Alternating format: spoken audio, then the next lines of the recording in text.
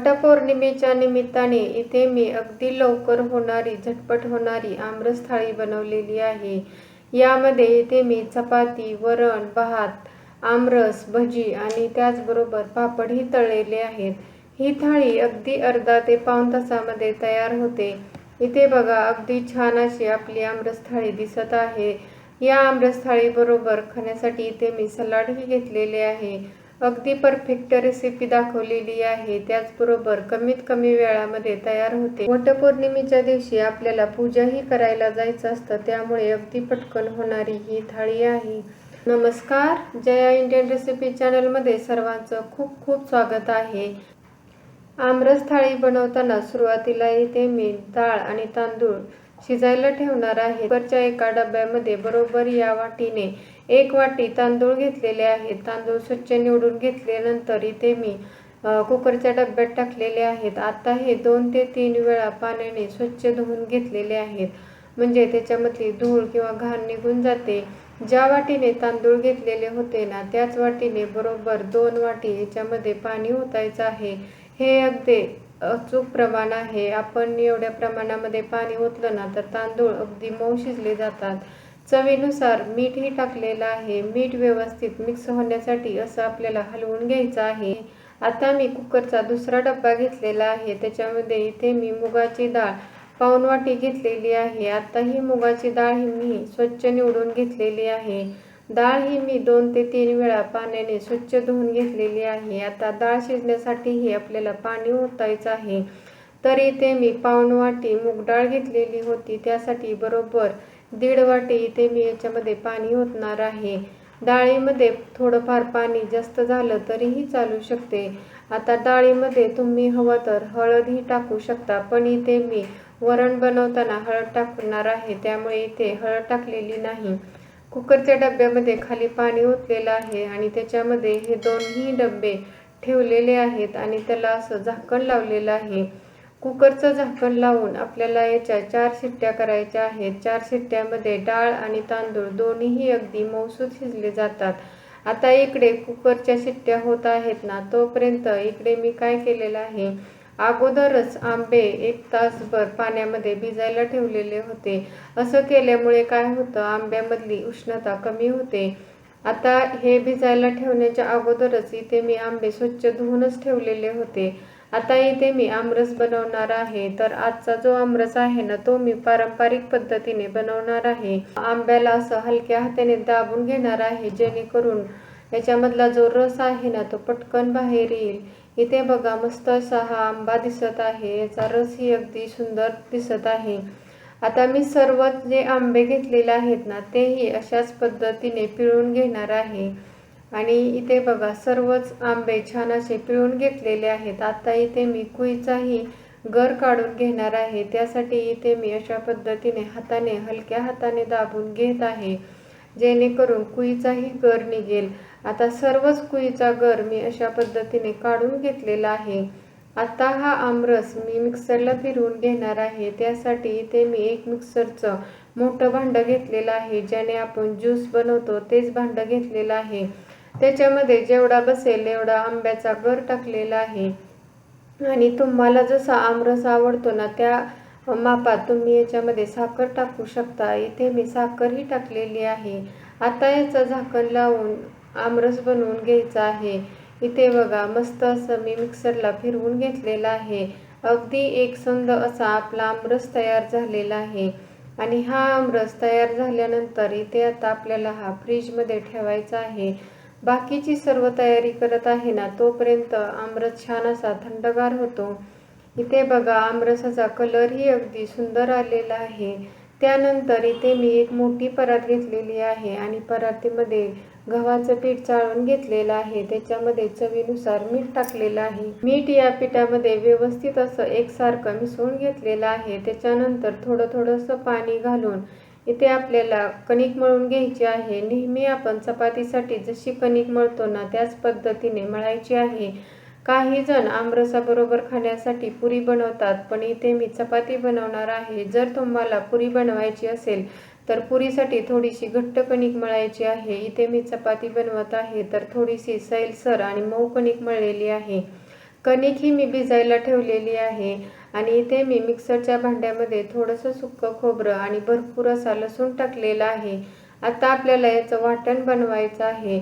तर इथे बघा मिक्सरला अगदी छान असं बारीक फिरवून घ्यायचं आहे. हे वाटण आपण वरण बनवण्यासाठी वापरणार आहे. इथे बघा मस्त असं सुक्कं खोबरं आणि इथे लसूणही छान असा बारीक झालेला आहे. आता हे जे वाटण तयार झालेलं आहे ना ते मी एका प्लेटमध्ये काढून घेते, कारण आणखी एक वाटण आपल्याला मिक्सरच्या भांड्यामध्ये करायचं आहे.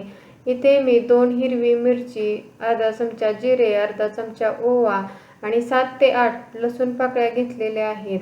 आता हे वाटण मी भजी बनवण्यासाठी करणार आहे. इथे मिरच्या बारीक होत नाहीत, त्यामुळे अशा पद्धतीने तोडून टाकायचे आहेत. त्याचबरोबर घेतलेली सर्व साहित्य टाकून मिक्सरला अगदी बारीक होईल असं फिरवून घ्यायचं आहे. भज्यामध्ये ओवा घातल्यामुळे काय होतं, पचायला हलकी जातात. त्याचबरोबर भज्याची टेस्टही अगदी छान अशी लागते. इथे बघा अगदी छान असं वाटण बनवून घेतलेलं आहे आणि याचा खमंग असा वास यायला सुरुवात झालेली आहे. आता हे साईडला ठेवून इकडे मी काय करणार आहे, वरण बनवून घेणार आहे. इकडे बघा डाळ ही अगदी मऊसूत शिजलेली आहे. आता आपल्याला काय करायचं आहे, वरण बनवण्याच्या अगोदर ही डाळ अशी वाटून घ्यायची आहे. म्हणजे काय होतं, वरण अगदी आपलं एकसंध होतं. डाळ वेगळी आणि पाणी वेगळं असं होत नाही. इथे बघा मी व्हिडिओमध्ये दाखवत आहे ना त्या पद्धतीने डाळ व्यवस्थित वाटून घेतल्यानंतर इथे मी याच्यामध्ये कोमट पाणी ओतलेलं आहे. आणि शक्यतो काय करायचं आहे, याच्यामध्ये आपण गरमच पाणी ओतायचं आहे. इथे मी हे कोमट पाणी ओतलेलं आहे आणि अशा पद्धतीने हे फेटून घेत आहे. डाळ आपली अगदी मऊसूत शिजल्यामुळे अगदी पटकन अशी वाटली जाते. आणि इथे बघा व्यवस्थित अशी ही मुगाची डाळ वाटली गेलेली आहे. मुगाच्या डाळीचं वरण पचायलाही हलकं असतं, त्याचबरोबर चवीलाही खूप टेस्टी लागतं. आणि मी माझ्या घरामध्ये नेहमी वरण बनवताना मुगाच्याच डाळीचं बनवते. इथे बघा डाळ छान वाटून झालेली आहे. इकडे मी गॅसवरती कढई गरम करून त्याच्यामध्ये 1 पळी तेल ओतलेलं आहे. त्याचबरोबर पाव चमचा जिरे आणि पाव चमचा मोहरी टाकलेला आहे. मोहरी आणि जिरे इथे बघा छान असं तडकलेलं आहे. असं तडकल्यानंतर इथे मी 2 हिरवी मिरची अशा पद्धतीने चिरून टाकलेली आहे. मिरची तुम्ही आवडीप्रमाणे कमी जास्त करू शकता. मिरची ही आपल्याला अगदी त्याच्यावरती पांढरट डाग येईपर्यंत व्यवस्थित अशी परतून घेतलेली आहे. त्याचबरोबर 8 ते 10 कढीपत्त्याची पाने आणि आपण जे खोबरं आणि लसणाचं वाटण बनवून घेतलेलं होतं ना तेही याच्यामध्ये टाकलेलं आहे. गॅसची फ्लेम कमी ठेवायची आहे आणि कमी गॅसवरती हे जे खोबरं आणि लसणाचं वाटण आहे ना ते हलकंसं लालसर होईपर्यंत आपल्याला छान असं परतून घ्यायचं आहे. इथे थोड्या वेळानंतर बघा खोबरं लसूण थोडंसं लालसर झालेलं आहे. त्याच्यानंतर अगदी बारीक चिरून कोथिंबीर ही या फोडणीमध्ये टाकलेली आहे. अगदी छान असा या फोडणीचा वास यायला सुरुवात झालेली आहे. त्यानंतर इथे मी अर्धा छोटा चमचा हळद टाकलेली आहे आणि पाव चमचा हिंग टाकलेला आहे. हिंग घातल्यामुळे वरण पचायला हलकं जातं, त्याचबरोबर वरणाची टेस्टही वाढली जाते. तुम्ही जर वरणामध्ये टोमॅटो घालत असेल तर तुम्ही घालू शकता. माझ्या घरामध्ये वरणामध्ये टोमॅटो घातलेला आवडत नाही, त्यामुळे इथे मी टोमॅटो घातलेलं नाही. त्यानंतर जी आपण वाटून घेतलेली मुगाची डाळ आहे ना ते याच्यामध्ये टाकून घेतलेलं आहे आणि कन्सिस्टन्सी ॲडजस्ट करण्यासाठी गरम पाणीही ओतलेलं आहे. त्याचबरोबर चवीनुसार मीठही टाकलेलं आहे. गॅसची फ्लेम फुल करून या वरणाला अगदी छान अशी खळखळून उकळी येऊ द्यायची आहे. इथे बघा थोड्या वेळानंतर वरणाला अगदी छान अशी उकळी यायला सुरुवात झालेली आहे. वरणाला अशी उकळी आली की 5 मिनिटे आपल्याला वरण असंच छान असं शिजवून द्यायचं आहे आणि कमी गॅसवरतीच आपल्याला हे वरण छान असं शिजवून घ्यायचं आहे. डाळ अगोदरच शिजली असल्यामुळे जास्त वेळ शिजवायची काही गरज नाही. वरणही आपलं तयार झालेलं आहे. आता इथे मी भजी बनवायला घेत आहे.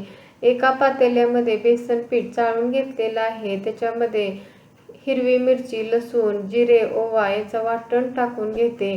त्याचबरोबर 2 मध्यम आकाराचे कांदे असे बारीक चिरून घेतलेले आहेत. तुम्ही हवं तर कांदा उभाही चिरून घेऊ शकता. त्यानंतर इथे मी थोडीशी बारीक चिरलेली कोथिंबीरही टाकलेली आहे. भजी जर चविष्ट व्हायची असतील ना तर याच्यामध्ये अशी फ्रेश आणि ताजी भरपूर कोथिंबीर टाका. त्याचबरोबर पाव चमचा हळद टाकलेली आहे, चवीनुसार मीठ आणि इथे मी भजी अगदी मऊसूत किंवा आतून जाळीदार होण्यासाठी 2 चिमूट बेकिंग सोडा म्हणजेच खायचा सोडा टाकलेला आहे. आता हे सर्व साहित्य व्यवस्थित असं मिक्स करायचं आहे आणि याच्यामध्ये थोडंसं पाणी घालून भजी बनवण्यासाठीचं बॅटर बनवून घ्यायचं आहे. इथे बघा अशा पद्धतीने सर्व साहित्य मी मिक्स केलेली आहेत आणि याच्यामध्ये थोडंसं पाणी घालून छान असं बॅटर तयार करून घेतलेलं आहे. भजी बनवण्यासाठी जास्त पातळ किंवा जास्त घट्ट बॅटर बनवायचं नाही, थोडंसं मध्यमच याची कन्सिस्टन्सी ठेवायची आहे.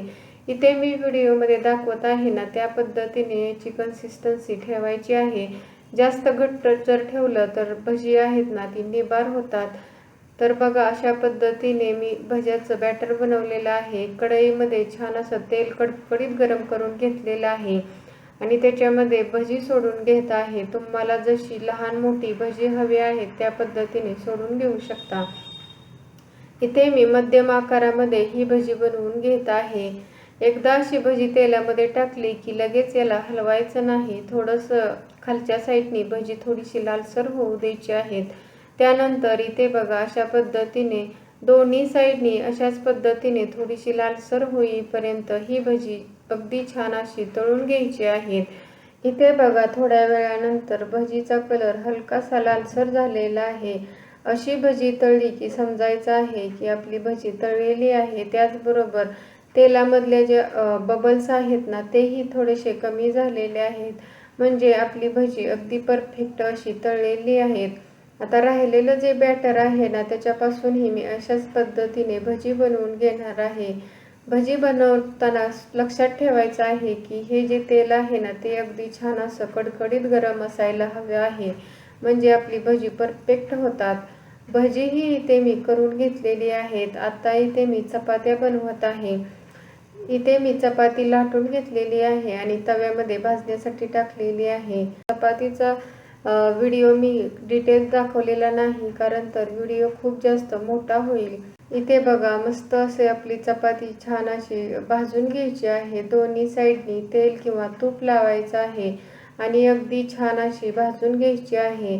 ज्या ठिकाणी तुम्हाला कच्ची वाटत आहे ना त्या ठिकाणी तुम्ही अशी दुमडून किंवा याची घडी घालून व्यवस्थित अशी भाजून घ्यायची आहे. इथे बघा मस्त अशी आपली चपाती ही तयार झालेली आहे.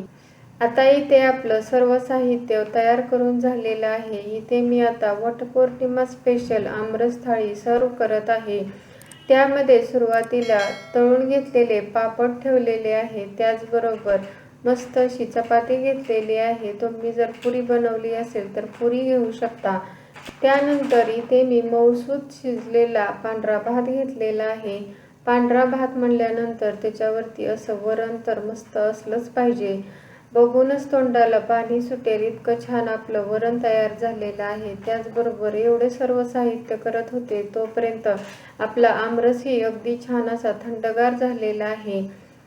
त्यानंतर इथे मी गरमागरम भजीही घेतलेली आहेत आणि इथे मी सलादमध्ये काकडी आणि गाजरही घेतलेला आहे. तर बघा अगदी साधी सोपी आणि कमी वेळामध्ये तयार होणारी आपली आमरस थाळी तयार झालेली आहे. तुम्हाला ही साधी सोपी आमरस थाळी कशी वाटली ते मला कमेंटमध्ये नक्की सांगा. सगळ्यात शेवटी काय करायचं आहे, वरण भात आणि आमरसावरून अशी मस्त तुपाची धार सोडायची आहे. शूट करत करत मी ही थाळी बनवलेली आहे, तर मला बरोबर 1 तास लागलेला आहे. जर शूट न करता बनवली तर फक्त पाऊण तासामध्ये ही थाळी तयार होईल. तुम्हाला जर हा व्हिडिओ आवडला असेल तर व्हिडिओला लाईक करा, शेअर करा. चॅनलवरती नवीन असाल तर प्लीज चॅनलला सबस्क्राईब करा. त्याच्या शेजारी जे बेल आयकॉन आहे तेही प्रेस करा, म्हणजे नवीन व्हिडिओचं नोटिफिकेशन भेटेल. व्हिडिओ शेवटपर्यंत पाहिल्याबद्दल खूप खूप धन्यवाद. पुन्हा भेटूया अशाच नवीन रेसिपी बरोबर. तोपर्यंत मस्त खा, हेल्दी राहा. नमस्कार.